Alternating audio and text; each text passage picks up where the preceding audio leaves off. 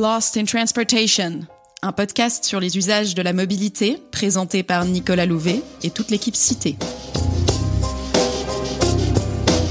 Se déplacer, c'est réaliser des activités, parcourir des quartiers, rencontrer des gens, se dépenser ou se reposer, s'énerver ou se détendre. La mobilité donne vie à nos villes. Pourquoi et comment se déplace-t-on ? Comment les pratiques de mobilité changent-elles avec la ville et la ville avec les nouvelles mobilités ? C'est ce dont nous discuterons dans Lost in Transportation, le podcast cité qui parle des usages pour comprendre la pratique et la fabrique des territoires.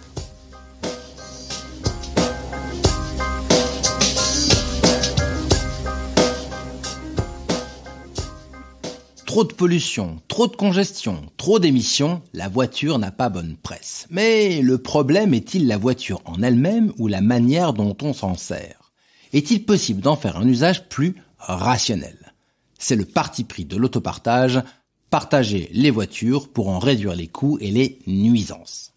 Dans cette série de Lost in Transportation, sur l'autopartage, nous avons exploré les usages de ces services et leurs impacts sur l'équipement automobile des ménages. Une question est apparue en filigrane. Si l'autopartage remplace la voiture individuelle, il doit être aussi fiable que celle-ci. Mais ces services sont-ils vraiment durables sur le long terme ? Quels sont leurs business models ? Comment leurs contraintes opérationnelles influencent-elles le rôle dans les écosystèmes de mobilité ? Comment assurer la disponibilité des véhicules pour les usagers et la rentabilité de la flotte ? Ce sont ces différentes questions dont nous allons discuter dans cet épisode.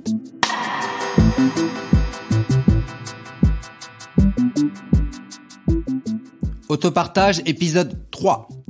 Pas de maille sans maillage.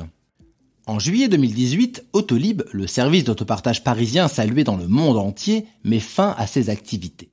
Quelques mois plus tôt, le service pionnier, qui avait pourtant atteint le taux d'usage le plus important au monde, avait annoncé un déficit prévu de 293 millions d'euros d'ici la fin de sa délégation de service public. Mais alors, que s'est-il passé ? Quelles variables clés jouent sur la rentabilité d'un tel service ? Pour en parler avec moi, Marion Lagadic, chef de projet chez Cité. Imaginons que je souhaite lancer un service d'autopartage. D'abord, je dois réfléchir à l'endroit le plus propice pour le mettre en œuvre. Sur quel territoire sera-t-il le plus efficace ? Pour en juger, les opérateurs doivent prêter attention à 3 dimensions clés. D'abord, quel est l'écosystème de mobilité dans cette ville ? En effet, l'autopartage n'est efficace qu'en complémentarité d'autres modes. Là où les gens sont dépendants de la voiture pour leur mobilité quotidienne, l'autopartage ne sera pas attractif. Ensuite, est-ce que les politiques publiques en vigueur sur le territoire rendent l'autopartage attractif ? Toutes les mesures compliquant l'usage de la voiture individuelle sont considérées comme propices au développement de l'autopartage. On peut par exemple citer les zones à circulation restreinte, les zones à trafic limité, ainsi que les politiques de stationnement résidentiel restrictives. Enfin, est-ce que des usagers potentiels sont présents sur le territoire ?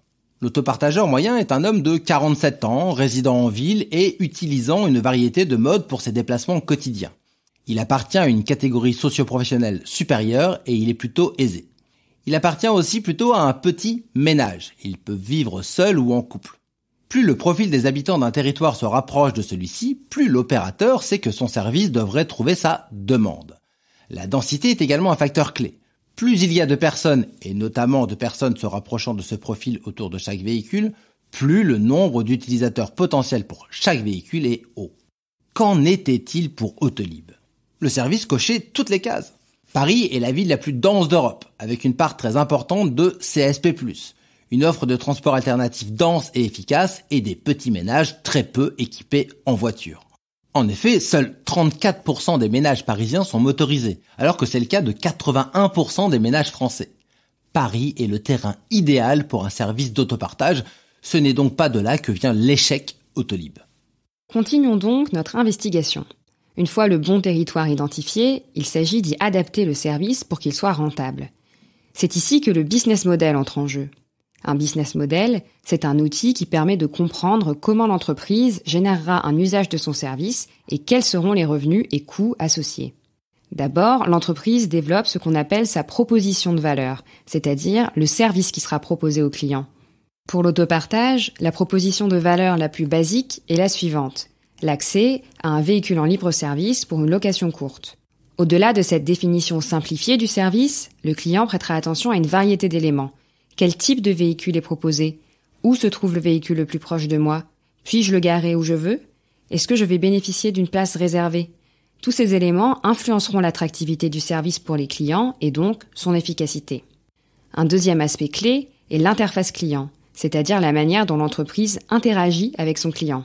Aujourd'hui, la plupart des entreprises d'autopartage s'appuient sur une application qui centralise les informations.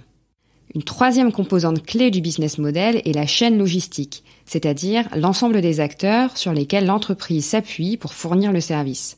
Dans le cadre de l'autopartage, il va donc s'agir du constructeur du véhicule, de l'entreprise en charge de l'application, de la collectivité qui donne accès à des places de stationnement par exemple, etc.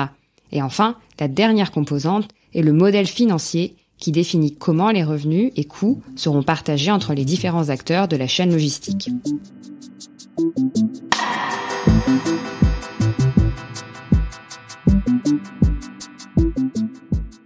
Parce que notre podcast Lost in Transportation s'intéresse aux usages de la mobilité et à son lien avec les modes de vie, nous allons donc nous concentrer sur le lien entre proposition de valeur et efficacité de service. Par efficacité du service, nous entendons sa capacité à attirer des utilisateurs, à produire des revenus et à dégager un bénéfice. La première étape est donc d'attirer les utilisateurs. Un opérateur d'autopartage peut se démarquer de plusieurs manières. D'abord, les modalités de location que nous avons déjà présentées dans le premier épisode. Un service d'autopartage peut fonctionner en boucle, c'est-à-dire que le véhicule bénéficie d'une place de stationnement assignée à laquelle il doit être ramené à la fin de chaque location, ou bien il peut être en trace directe, c'est-à-dire que le véhicule peut être déposé à un autre endroit que son lieu de départ. Les services en trace directe peuvent eux-mêmes s'appuyer sur des stations, comme Feu Autolib, ou permettre le stationnement partout dans une zone définie. On parle alors de services en free floating. Ces différents services répondent à différents usages. Et dans tous les cas, l'autopartage vise à répondre aux besoins ponctuels pour une voiture, c'est-à-dire à des besoins pas nécessairement planifiés par le client. Il doit s'appuyer sur une flotte suffisamment dense pour que l'utilisateur puisse, plus ou moins spontanément, décider de louer un véhicule et en trouver un. Le maillage est donc clé. Plus le territoire est maillé, plus le service est facile d'accès, plus il est attractif et plus l'opérateur vend de location. Cet impératif concerne l'ensemble des modes partagés, mais il est plus difficile à mettre en œuvre pour un service d'autopartage. Chaque véhicule représente un coût fixe lié à l'acquisition, à l'entretien et à l'amortissement du véhicule dans le temps. Le stationnement des véhicules peut également être coûteux et les collectivités peuvent imposer des taxes pour chaque véhicule déployé. Il n'est donc pas possible de napper une ville à la manière des opérateurs de trottinettes ou vélos en free floating. Il s'agit d'un réel travail de précision. Si la flotte est trop importante par rapport au nombre d'usagers, les coûts fixes seront trop hauts et le service ne sera pas rentable.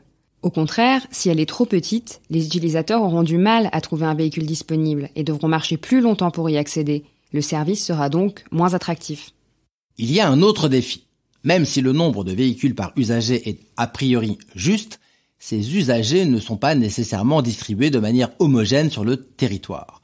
Cela doit être pris en compte au moment de déployer les véhicules. Dans le cadre d'un service en trace directe, la flotte elle-même n'est pas statique, elle se déplace au gré des locations.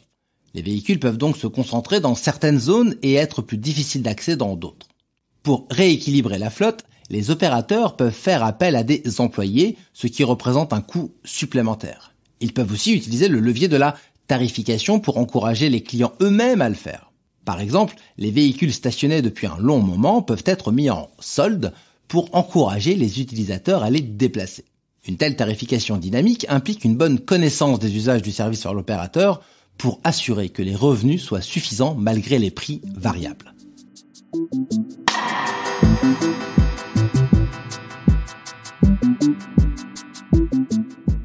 Alors, qu'est-ce qui s'est passé dans le cas d'Autolib ?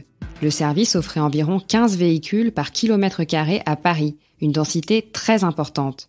Cité a estimé qu'à Madrid, autre capitale européenne de l'autopartage, la densité de véhicules partagés, tous services confondus, n'était que de 8 véhicules par kilomètre carré en 2018. Le service Autolib était donc très dense et capable de répondre à une demande a priori importante. Il s'est en effet rapidement affirmé comme le service le plus populaire en Europe.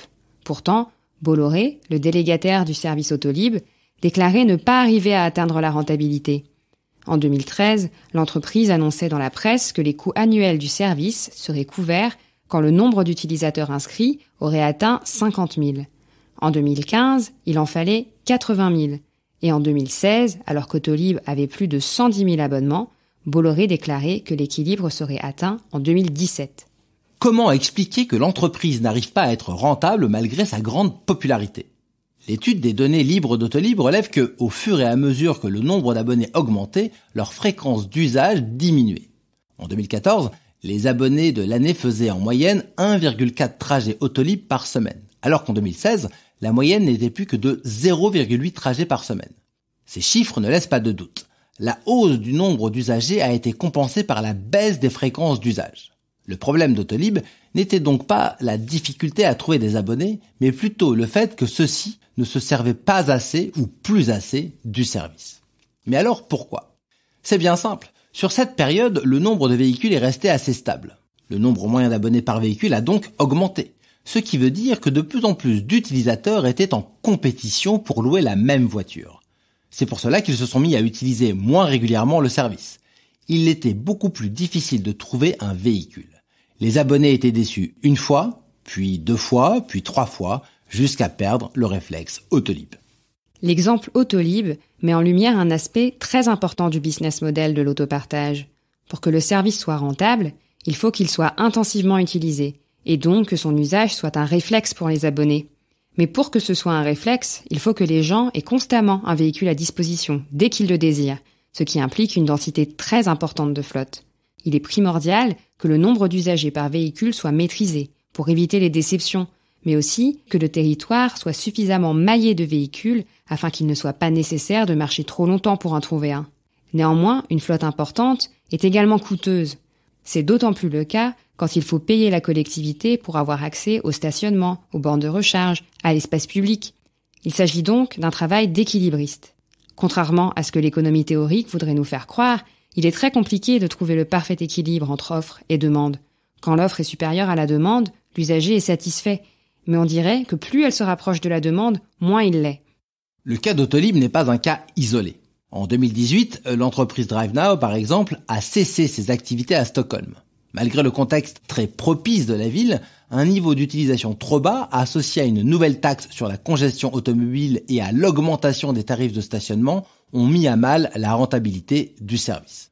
Le service perdait, avant sa fermeture, 19 € par véhicule et par jour. En 2019, c'est Car2Go qui s'est retiré de Londres, territoire également a priori très favorable.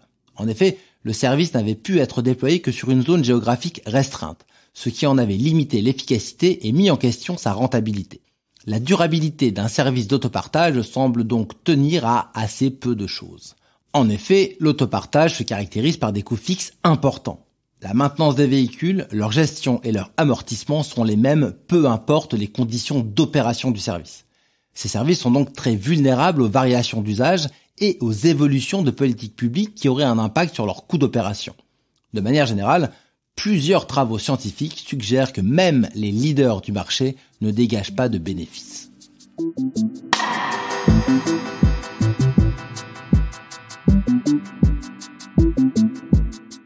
Nous avons discuté des logiques internes aux opérateurs. Mais quel rôle vient jouer la collectivité dans tout ça ? Elle peut elle-même être opératrice d'un service d'autopartage, comme Cities LPA à Lyon et Villefranche-sur-Saône. Autolib fonctionnait sous la forme d'un partenariat public-privé, et les investissements infrastructurels ont été réalisés par les collectivités et non pas par l'opérateur. Mais même quand la collectivité n'est pas impliquée dans l'opération du service, elle joue un rôle clé, car c'est elle qui crée les conditions d'opération du service. D'abord, elle fait partie de la chaîne logistique, car elle régule l'accès à la matière première clé des services, l'espace public de la ville. Elle peut également contribuer à la mise à disposition de places de stationnement et de bornes de recharge, nécessaires aux services utilisant des véhicules électriques. Ensuite, elle peut contribuer au développement de l'interface client.